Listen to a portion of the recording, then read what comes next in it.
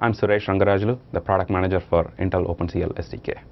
Along with the introduction of our third generation core processors, we are also announcing the Intel SDK for OpenCL applications 2012. This SDK is the latest in the line of tools for developers like you from Intel. For the next few minutes, I'm going to talk about the benefits this application and this SDK brings to developers like you on visual computing applications and how you can use it to extract the maximum performance out of third generation Intel core processors.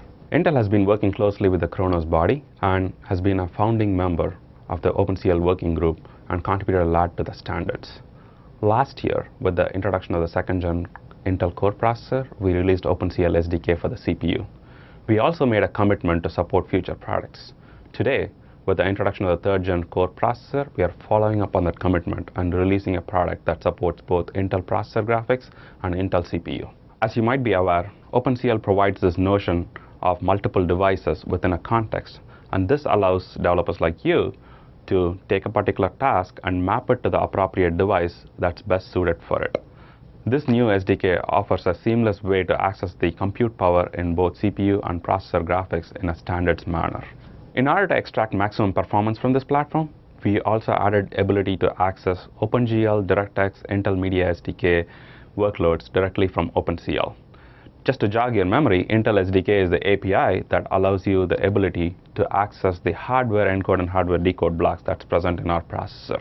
With this tight integration, you can extract the maximum performance for applications like video editing, video processing, and other content creation applications through this SDK. Let's look at a quick example. So what we have here for a demo today is a wall of videos. And what you're seeing here is a video wall with 64 videos being decoded, some of them being 480p, some of them being 720p. All these decoded on our hardware decoder that's present in our processor side of the graphics. We are going to show 3 demos using interaction between video and OpenCL. The first one is the ripple effects, where you can see wherever I touch the mouse, you can see the ripple happening.